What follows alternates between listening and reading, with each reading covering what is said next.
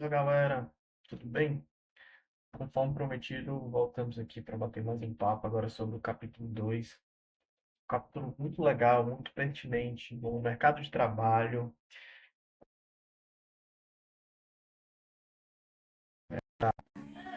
no nosso dia a dia, como analista de qualidade, na melhoria dos nossos processos. É muito legal esse capítulo. Vamos começar. A gente vai passar primeiro pelos subtópicos que a gente vai apresentar durante o capítulo, depois a gente vai aprofundando, tá bom? Que é aquele mesmo padrãozinho que vocês já viram na primeira aula. Ups, passei demais. Vamos voltar. Aqui os tópicos do capítulo 2, a gente vai ver os modelos de desenvolvimento de software, dar uma passada nos modelos, não é o foco aqui, mas a gente vai dar uma passadinha. Os níveis de teste, os tipos de teste, os testes de manutenção, teste de confirmação, teste de regressão, ok? Vamos começar aqui pelos modelos, né? Falando um pouquinho dos testes durante o ciclo de desenvolvimento. A atividade de teste está extremamente relacionada com todas as atividades de desenvolvimento de software, que a gente já sabe esse conceito também, né? Modelos de ciclo de vida de desenvolvimento diferentes necessitam de abordagens diferentes para testar. A gente vai perceber aqui durante a nossa conversa que nós temos testes que se adequam melhor a cada tipo de ciclo de desenvolvimento. Vocês vão entender um pouquinho mais na frente, ok? Vamos começar aqui pelo modelo B. Níveis de teste correspondem aos níveis de desenvolvimento, ok? Isso aqui é o conceito que a gente já falou anteriormente. A gente tem um teste componente, que é a parte unitária do código. A gente vai falar um pouquinho mais do teste componente lá na frente, como ele pode ser automatizado, como ele é importante, como ele ajuda a diminuir custos para a aplicação como um todo. Porque a gente tem o teste de integração. O teste de integração é bem interessante que a gente vai poder ver que o teste de integração ele pode ser uma integração entre componentes do sistema ou pode ser integração entre sistemas, entre APIs, por exemplo, que é até o mais comum. Aqui a gente tem um teste de sistema, que geralmente é um teste end-to-end, que a gente utiliza também de forma automatizada. Aqui os testes de aceito, muito mais relacionados ao usuário final, né? Até os stakeholders. Na prática, o modelo V pode ter mais ou menos diferentes níveis de desenvolvimento de teste, dependendo do projeto e do produto. Tudo vai se adequar, tudo depende do contexto. A gente tem até uma brincadeira, né? De galera que vai entrando numa senioridade maior, tudo depende, né? Mas realmente tudo depende do contexto, tudo depende da aplicação. Então, isso é algo que vocês vão perceber até com a maturidade profissional, ok? Só um instantinho que o slide aqui está dando um trabalho. Aqui a gente também tem os modelos interativos. É um processo que estabelece os requisitos, modelagem, construção de teste de sistema, realizado por uma série de movimentos menores. Aqui ele é o modelo interativo, ou seja, ele está preocupado em entregas, como é que eu posso dizer, menores, mas os entregas por sprint, por exemplo. Verificação e validação, teste de regressão, perdão. Teste de regressão tem importância aumentar a cada interação, ou seja, os testes de regressões automatizados vão ganhando importância para que a gente consiga atingir uma cobertura ideal de teste. Por quê? A partir do momento que essa entrega iterativa ela vai atingir uma robustez que posteriormente a gente não consiga cobrir com os casos de teste manual, aí entra a importância dos testes de regressão automatizados. Ok? Verificação e validação podem ser efetuadas a cada incremento, podem e devem, né? Diria até que devem. Exemplo, prototipar, desenvolvimento rápido de aplicação. Aqui a gente tem metodologias já ágeis, né? Aqui a gente vai perceber, inclusive, que é o modelo que a gente mais encontra no mercado, que é o modelo iterativo, né? A gente vai entregando partículas do software, partículas de um sistema, para que a gente juntando, no final, ter uma aplicação robusta, ok? Aqui a gente vai dar algumas características de um bom teste para dentro do modelo de ciclo de vida, né? Para que todas as atividades de desenvolvimento tenham sempre atividade correspondente. Lá no comecinho, lá na parte unitária do código, nós temos os testes de unidade. Para a integração entre APIs, integrações com sistemas externos, nós já temos o teste de integração. Quando a gente já ultrapassou essa parte unitária, tá ultrapassando essa parte da integração, a gente já tem essa junção dos dois, aí nós já temos o teste de sistema. E assim vai. Análise modular de teste para o dado nível de teste devem começar durante a atividade de desenvolvimento correspondente. Ok? Testadores devem se envolver na revisão de documentos o mais cedo possível, utilizando as primeiras versões disponíveis ao longo do ciclo de desenvolvimento. Aqui levanta a bola para aquela abordagem do shift left, que eu já falei para vocês que é muito importante, a gente vai passar por ela, tá bom?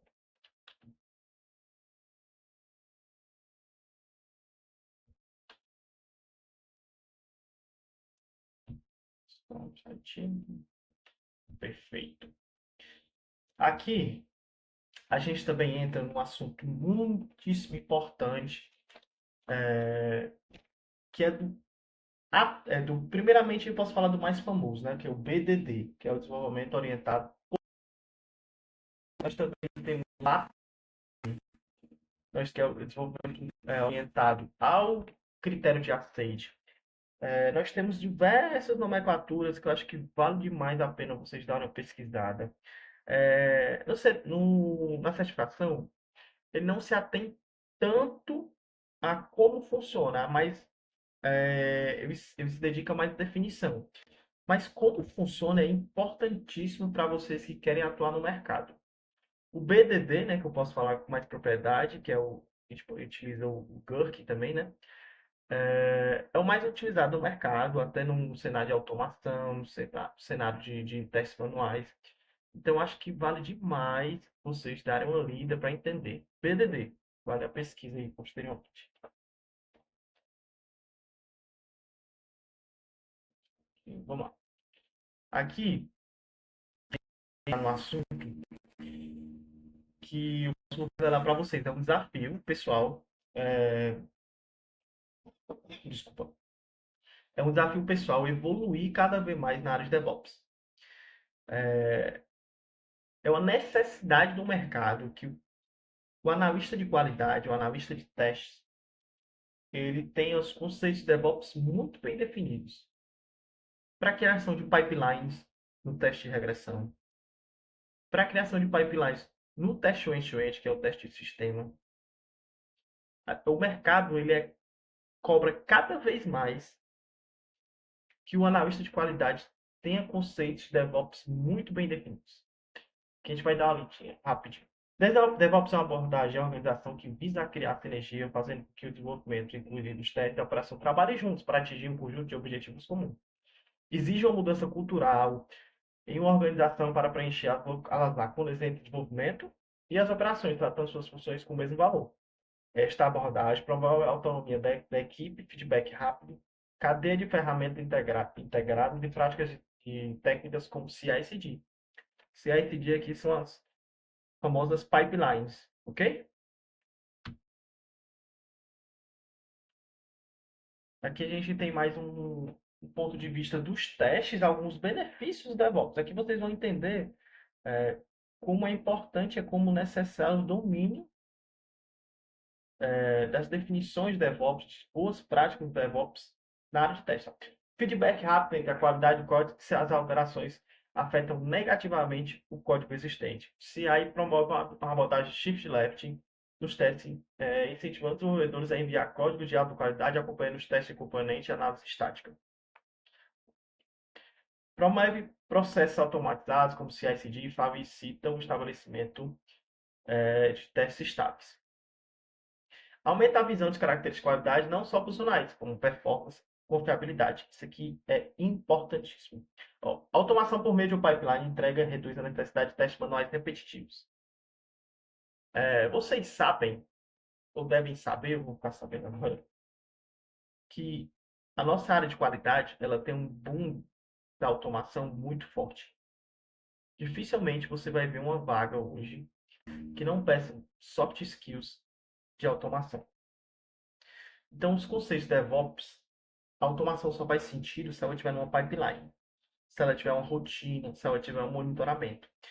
Os conceitos de DevOps vêm justamente para unir os testes que foram automatizados com essa rotina, para que a cada deploy, a gente pode definir, né? A cada deploy, esses testes automatizados rodam, a cada diariamente, a gente pode criar uma rotina também. Aí isso fica a critério de quem está configurando a pipeline. A pipeline aqui é o mundo, que vale demais vocês também darem uma pesquisada depois, que é muito legal. O risco na regressão é muito minimizado devido à escala e ao alcance dos testes de regressões automatizados. Ok?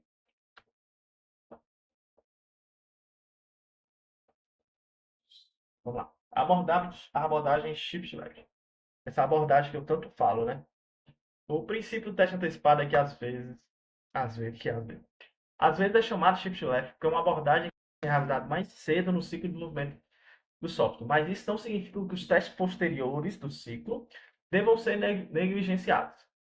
Existem algumas boas práticas que mostram como abordar, como obter um shift left nos testes que incluem revisão de especificação, escrever casos de teste antes do código ser escrito e fazer com que o código seja executado durante a sua implementação. Isso aqui entra é, naquela abordagem que eu comentei do desenvolvimento através de critério de aceito, desenvolvimento através de requisitos, ok? Essa abordagem é importantíssima. Eu lembro que eu estava no teste técnico bem avançado, no fase bem avançado de uma empresa X, posso citar o nome, né? E essa pergunta veio à tona. Eu, particularmente, a abordagem Shift Left, eu ainda não tenho o contato do dia a dia. Eu sei o conceito, eu sei a sua importância, mas não é uma abordagem fácil, porque ela não depende só do analista de qualidade. Ela depende da equipe toda. Ela depende da decisão dos stakeholders. Depende da decisão das pessoas que estão no cargo de gestão para que consigam abraçar a abordagem para que ela tenha sentido e tenha resultado. Ok? Vamos avançar.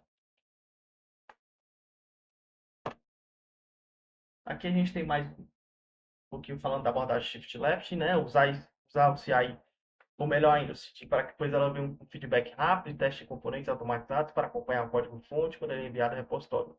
Aqui, especificamente, ele está falando dos testes de componentes, os testes unitários, que não faz sentido nós ter teste unitário manual.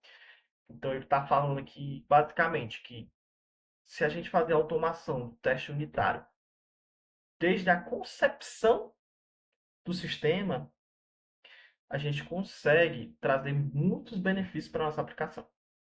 Concluir a análise estática do código-fonte, seja o teste dinâmico ou como parte de um processo automatizado. Realizar testes não funcionais. Testes não funcionais aqui é o teste que a gente vai entrar também, inclusive, nesse capítulo já já. Entra teste de performance, teste de segurança. Então, é um mundo também que a gente pode estar antecipando nessa nossa abordagem. A palavra aqui muito importante é antecipação.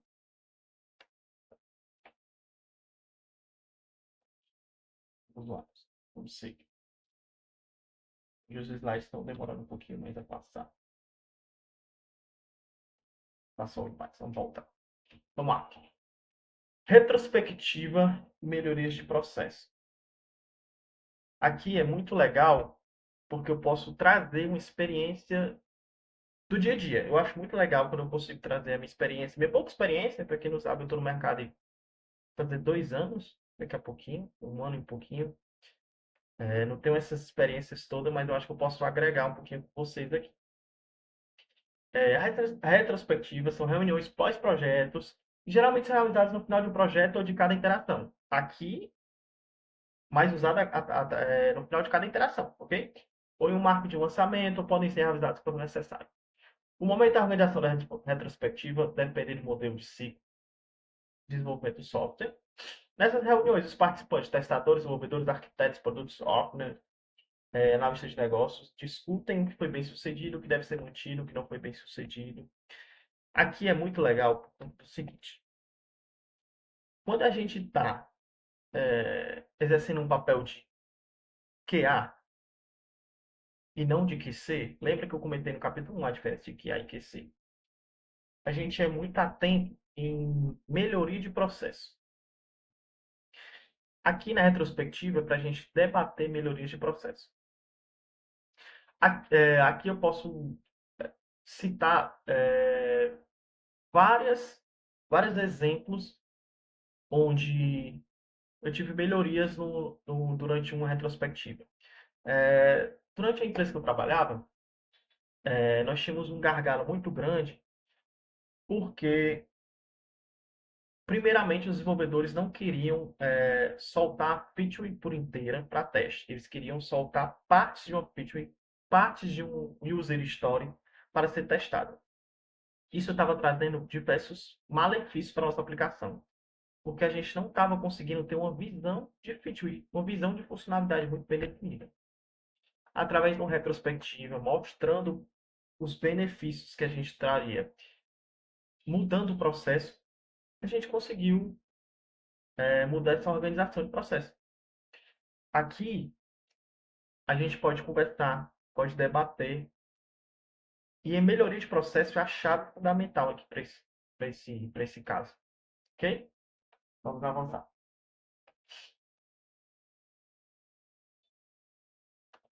Um instantinho.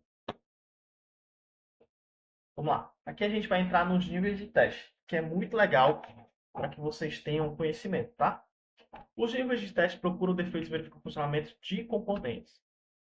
Lembra que aqui a gente está falando de módulos, classes, como a gente está falando aqui. Aqui é basicamente validar o comportamento de uma classe. Vocês não têm noção de como a gente pode ganhar em melhoria de performance, de tempo, se a gente tem uma base muito bem definida. Se a gente tem uma base muito bem pensada. Ok? Tipicamente, os testes de componente ocorrem com acesso ao código que está sendo testado no desenvolvimento. Aqui também, a gente deve enfatizar que não faz sentido a gente ter teste de componente, teste unitário, sem que ele seja automatizado. Ok? Aqui a gente tem diversas e diversas ferramentas que auxiliam nesse processo de automação dos testes unitários. Ok? Perfeito. Continuando aqui, a gente também tem nessa abordagem do teste unitário, a gente tem um TDD, que é uma abordagem nos testes componentes, que consiste em preparar e automatizar os casos de teste antes de codificar. Isso é uma abordagem que ela é muito utilizada no mercado, virou boa prática. É importante falar aqui que ela é uma boa prática e o mercado cobra geralmente todo desenvolvedor. Eu tinha um gestor que ele me falou o seguinte: Israel, a criação e manutenção dos testes unitários é de responsabilidade do desenvolvedor, pois faz parte das horas orçadas para que ele tem para o desenvolvimento daquela feature, daquela refatoração, ok? Isso não significa que nós, que estamos aqui na área de qualidade, devemos ter o desconhecimento do nível de teste, da abordagem que é conduzida, ok? Porque todos nós temos que ter um nível de conhecimento para que a gente consiga trazer melhorias de processo. Lembra que a gente está aqui sempre preocupado em trazer melhorias no processo, ok? Que a gente vai continuar, a gente vai para o teste de integração agora. Vamos lá. O teste de integração é caracterizado por testar a interface entre componentes, interações de diferentes partes do sistema com o sistema operacional, arquivos handlers e interface do sistema. Aqui é muito importante porque o CTFL traz uma divisão que eu acho interessantíssima. Porque ele divide o teste de integração em duas partes. Ele traz a integração de componentes, que é dentro do componente de um sistema. Nosso sistema, uma classe conversando com outra, ok? Basicamente essa nossa integração. Mas ele também traz a integração que eu acho mais interessante, onde a gente tem uma atuação maior, que é a integração entre APIs. Aqui eu posso falar que é uma da boa parte da minha experiência de atuação é com teste de integração relacionada a diferentes APIs, ok? Aqui a gente pode utilizar diversas ferramentas. A gente pode utilizar PyTest, a gente pode utilizar o Postman, o Newman, a gente pode criar uma rotina para fazer o monitoramento desses nossos testes de integração. Aqui é um mundo também para vocês depois estarem pesquisando e se aprofundando. Lembre que aqui só faz sentido se a gente trabalhar no cenário de automação. Porque se não for no cenário de automação, a gente consegue até cobrir, mas naquela limitação. Ok? Nunca a gente vai conseguir atingir uma cobertura muito satisfatória. Quanto maior o escopo da integração, maior a dificuldade de isolar falhas para componentes específicos. Perfeito. Visando reduzir o risco de encontrar defeitos tardiamente, a integração deve ser preferencialmente ser feita incremental e não Big Bang. Aqui ele está dizendo que o nosso processo de integração ele deve ser testado de forma incremental, igual ao ciclo de desenvolvimento. Sempre priorizando a entrega e o teste. Ok? Aqui a gente tem umas estratégias de teste de integração. Usa, pelo menos não, a prova que eu fiz, não foi cobrado essas estratégias, mas é bom você estar sabendo. Ok? Aqui a gente tem um teste de sistema. Aqui já é o que o usuário final consegue acessar. Geralmente esse teste de sistema é o que a gente está num ambiente mais fidedigno, mais próximo ao ambiente do usuário final. Ok?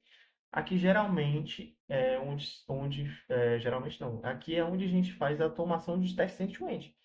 Que o end-to-end basicamente quer dizer de uma ponta a outra, da unidade, a integração até o nosso sistema como um todo, ok? Ó, se refere ao comportamento de todo o sistema. O teste de sistema, o ambiente deve ser correspondente ao máximo possível do objetivo final. Justamente o que eu falei aqui para vocês. Testadores também devem lidar com requisitos completos e não documentados. Aqui é nosso dia a dia, né? Infelizmente, o cenário ideal é que a gente sempre tenha aplicações com critérios bem definidos, com contextos técnicos bem definidos, mas geralmente não é o que a gente encontra, ok? Aqui a gente tem um teste de aceite, que é a responsabilidade do cliente. Aqui o teste de aceite, para que vocês entendam, ele está ele está envolvendo muito mais o cliente. Aqui é basicamente o cliente ver a aplicação e concordar ou não. Não só o cliente, a gente tem outras estratégias, como vocês podem ver aqui, o teste alfa, o teste beta, que pega uma população, a gente pode dizer uma população que eu digo aqui no termo amostral, para que a gente veja o comportamento e avaliação do sistema. Mas, na maioria das vezes, ele vai estar relacionado realmente ao usuário final. Até ao usuário final, não, quem contratou aquele serviço. Seja para lá que for, tipo assim, seja para qual serviço correspondente. Ok? O objetivo do teste aceite é estabelecer confiança no sistema, parte do sistema de uma característica não específica do sistema. Procurar defeitos não é o principal foco do teste aceite, até porque a gente já passou por aqueles diferentes níveis de teste. Teste aceite de uma nova funcionalidade pode vir antes do teste de sistema. Aqui, aqui é uma visão ágil da entrega. Aqui a gente pode estar validando com o cliente a entrega por funcionalidade, para que depois o cliente não veja. Vamos lá, raciocinar. Não é mais fácil o cliente validar uma funcionalidade específica e ele dizer que não concorda e a gente consertar essa funcionalidade, tentar buscar refatoração, passar novamente pelos testes, entender o que aconteceu, do que ele chegar lá no final e reprovar todas as funcionalidades do sistema. Vocês percebem que a gente vai ter que caminhar muito mais, mas é mais ou menos isso, esse, esse, essa, esse princípio. Aqui a gente vai entrar nos tipos de teste. Vocês vão perceber que aqui é muito legal também, porque a gente utiliza demais no nosso dia a dia. A gente tem um teste funcional, que é o mais conhecido, diria. Testes funcionais são baseados em funções descritas ou nos documentos ou compreendidas pelos testadores. Aqui, teoricamente, a gente tem uma funcionalidade muito bem descrita pelo time de produtos, pelos POs. Já uma fase aqui, quando chega para a gente para testar, refinada pelo PO, já passou pelo cliente, todas aquelas estratégias para que os POs consigam extrair os requisitos dos clientes, para que aqui a gente tenha a funcionalidade já bem descrita, ok? Isso no cenário ideal. No cenário do mercado a gente sabe que não é assim. Às vezes a gente tem funcionalidades que não são bem descritas. Deve ser realizado em todos os níveis de teste, teste componente, deve ser baseado na especificação, teste final considera o comportamento externo do software. Aqui é muito legal porque a gente vai entrar no conceito de caixa preta. A gente tem os testes de caixa branca. Eu não sei específico se é nesse capítulo que a gente vai comentar, mas espero que no decorrer a gente consiga. Opa, desculpa. No decorrer a gente consiga discorrer sobre teste de caixa preta, teste de caixa branca, teste de caixa cinza. Mas basicamente, teste de caixa preta aqui você não tem acesso ao código-fonte, você está tendo a visão de do usuário, ok?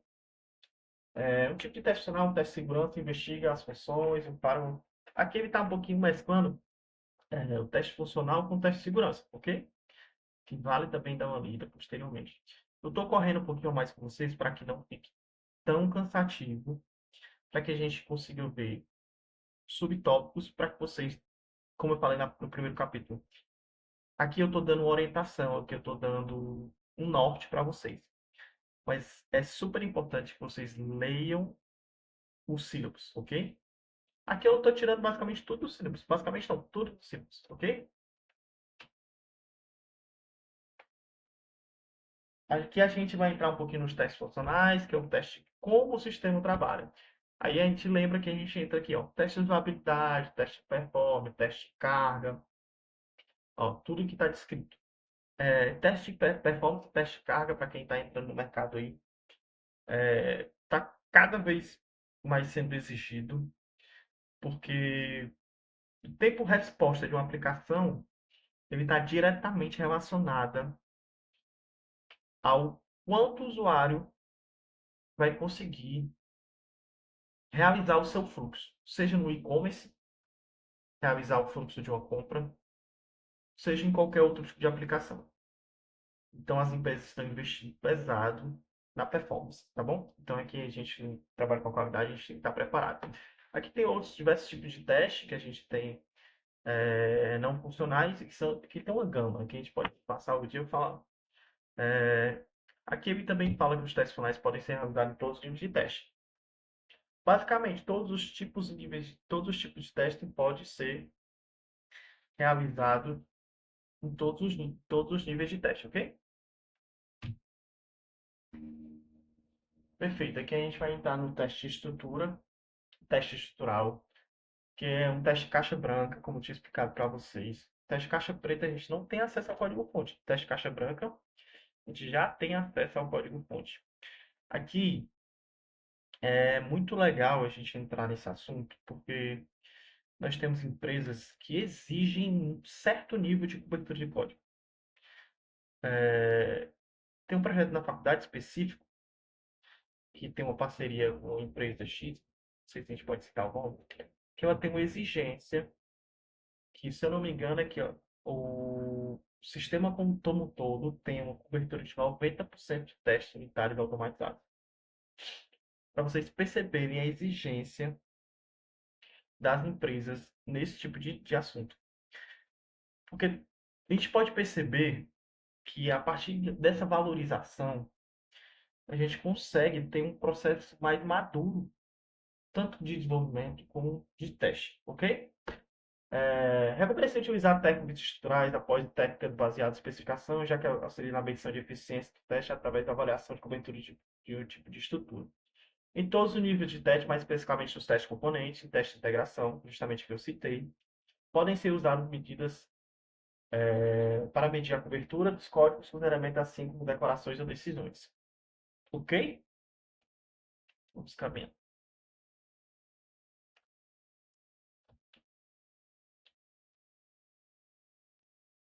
Aqui a gente tem um teste de confirmação e teste de regressão.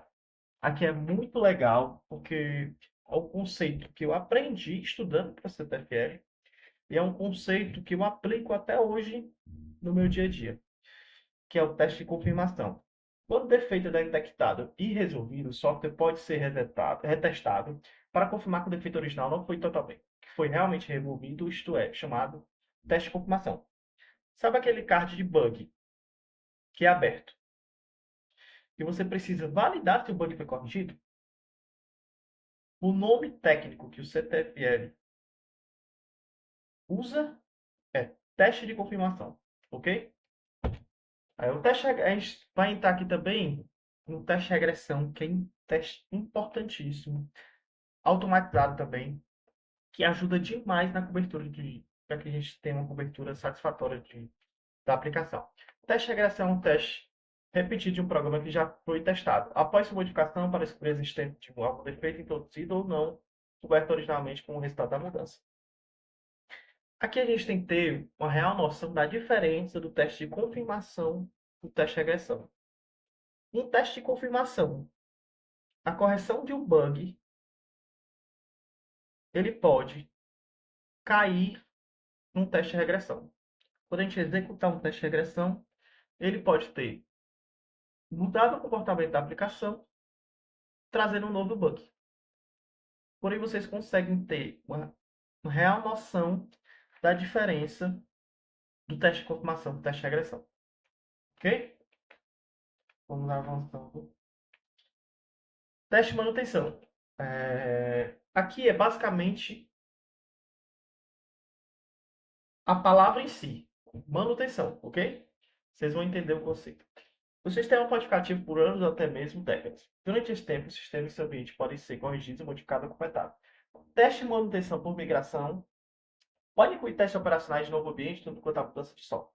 Aqui ele basicamente está citando a migração de stake,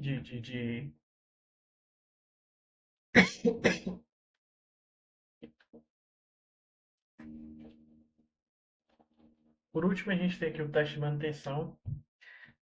Quando a gente chega nessa fase do teste de manutenção, é muito importante que a gente tenha testes de regressões muito robustos. Porque o escopo desse teste de manutenção está relacionado a risco de mudança, tamanho do sistema, tamanho da mudança.